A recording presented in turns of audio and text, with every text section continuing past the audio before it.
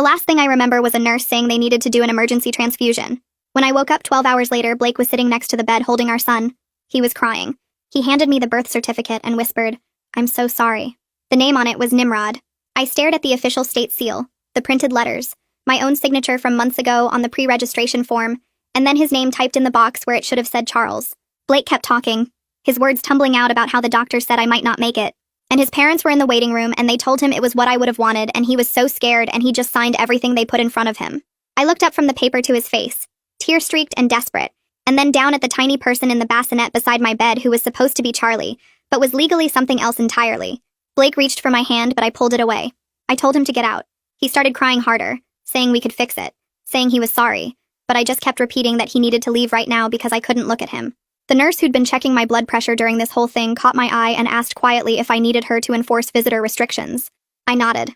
Blake stood there for another few seconds like he might argue, then walked out with his shoulders shaking.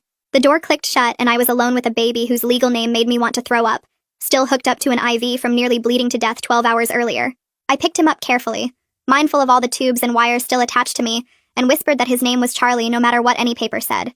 He made a small sound and I started crying. Not the pretty kind, but the ugly sobbing kind where you can't breathe right.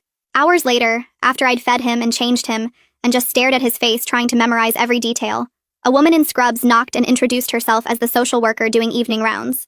She sat down in the chair Blake had vacated and started asking the standard questions about support at home and postpartum resources, but then she paused and looked at the chart.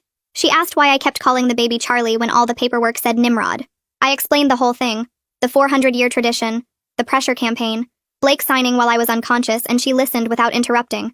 When I finished, she said birth certificate amendments were possible but required legal process, and she could connect me with a patient advocate who specialized in these situations. She wrote down a name and extension number on a post-it note and stuck it to my bedside table, then squeezed my hand and said she'd check on me tomorrow.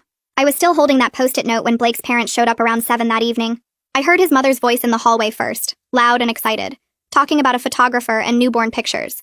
The nurse from earlier, the one who'd asked about visitor restrictions, intercepted them at the door. I couldn't